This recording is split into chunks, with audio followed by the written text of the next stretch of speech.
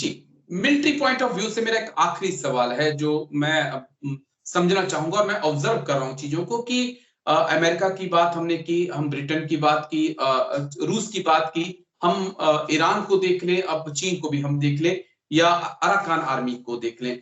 क्या तमाम जो कंट्रीज़ हैं वो इस कांसेप्ट पे अब काम कर रहे हैं कि हमें आर्मी से अलग एक ऐसी फौज, एक ऐसा ग्रुप चाहिए जिसकी ट्रेनिंग आर्मी की तरह हो लेकिन जिसकी सोच जो है वो जिहादियों की तरह हो। नहीं, जिहादियों की तरफ तो नहीं होनी चाहिए। ऐसा नहीं, ये जो ये तो मैं जो आपको फॉर एग्जांपल, अगर मैं आपको एग्जांपल वैगनर का दे सकता हूं, मैं हाँ वो आपको अलग। एग्जांपल हिजबुल्लाह हमास का दे सकता हूं सर। ये वो एक किस्म से आर्मी ही है सर। हाँ, वो जो है उसका कॉन्सेप्ट बिल्कुल अलग है। वो तो अपनी लोकल मिलिशिया बना के घूम रहे, उसका इस्तेमाल देश करता है। देखो जो ईरान ने किया है, चाहे वो होती रेबल हैं, चाहे हमास हैं या हिजबुल्ला हैं, वो तो एक प्रकार से रेडिकल हैं, इस्लामिस्ट हैं। उनको मिलिट्री ट्रेनिंग देके जी। ये इस्तेमाल करता है। वो कॉन्सेप्ट बिल्कुल अलग है। और ये जो वैगनार थी, जो इसका इस्तेमाल रूस कर रहा है, ये भी एक प्राइवेट आर्मी है। ये किसी कोई रूल्स एंड रेगुलेशन ओके। से बाउंडेड नहीं है। ये कोई आर्मी एक्ट के अंडर नहीं जी। आती। ये धाड़े के सोल्जर्स हैं। पर जिसको ओके। आप ले जा रहे हो, मान लो अब रूस में हम लेके गए, ये जो है टर्म्स एंड कंडीशन साइन होंगे, आप साइन करेंगे। तो अभी जो रूस का और वैगनार का क्या था, आपने बहुत अच्छा क्वेश्चन किया कि सर ये वैगनार ग्रुप तो लड़ रहा था और उसके बाद उसके जो लीडर को भी मारा गया वो रूस में। और सबको पता पोर्गिजन को किसने मरवाया है। मगर बात ऐसी है, वो आर्मी जो है पोर्गिजन की आर्मी है, वो उसकी टर्म कंडीशन से चलेगी। वो रूस के टर्म्स एंड कंडीशन से नहीं चलेगी। वहां कोर्ट मार्शल नहीं कर सकते आप किसी का, वो पोर्गिजन ही करेगा। तो वो आप टास्क दोगे, वो एम्प्लॉय।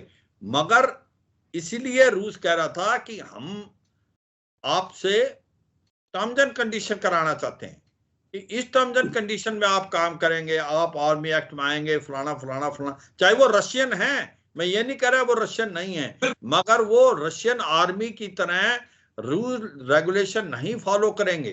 तो ये एक बड़ा डर है अगर जी। आप प्राइवेट आर्मी को करो। मगर ये मुझे नहीं लगता जो चाइना में जो मिलिशिया रेज करेंगे उनके वेल स्ट्रक्चर्ड होगी।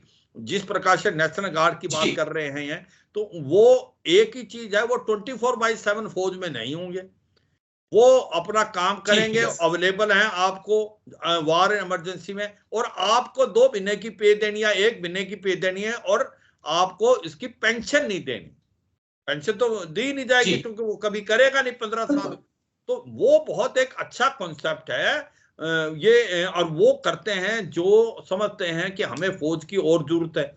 इसका यही दिखलाता चीन को कहीं ना कहीं दो डर सता रहे हैं। एक तो कहीं ना कहीं इंटरनल जी। डिसऑर्डर की बात है, और उनको लगता है कि जी। कोविड-19 जैसी आपदा आएगी तो हम कैसे सॉर्ट आउट करेंगे।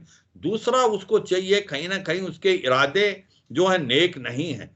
क्या तो वो कर सकता है कुछ न ओके। कुछ ताइवान पे या भारत की तरफ, तो उसको मैन पावर चाहिएगी, उसको ट्रेंड मैन पावर चाहिए, ट्रेंड सोल्जर चाहिए। तो फिर वो इसका इनका इस्तेमाल कर सकता है। अब आप कहोगे सर वो कैसे, जहां पर आपकी पैरामिलिट्री फौज करती है और फौज के बीच का वो है, आपको पूरे के पूरे, मान लो आपने डिफेंसिस को पकड़ लिया, आप आगे बढ़े, टीए को दे जी। दें, टीए फिर आगे बढ़ेगी। तो TA is nothing else but a regular army, ये समझ के चलना चाहिए।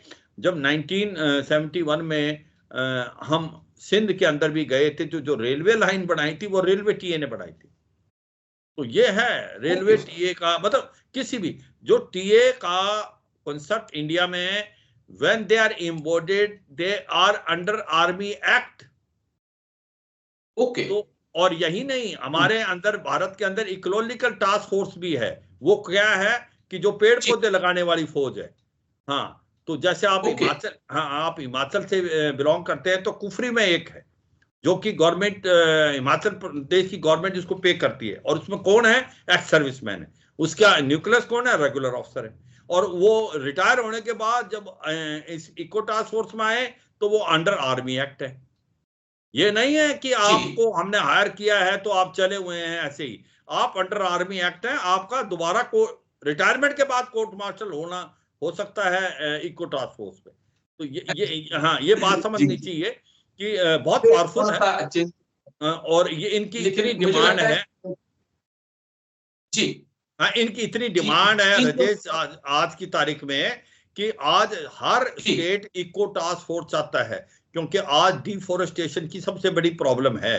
तो हिमाचल में मैंने बोला है, उत्तराखंड के अंदर है, और इनको स्टेट गवर्नमेंट पे कर लिया है। दिल्ली के अंदर है, अगर आपने सुना होगा छतरपुर एरिया जो है दिल्ली का, रावली का, वहां पर भी एक इकोलॉजिकल टास्क फोर्स है।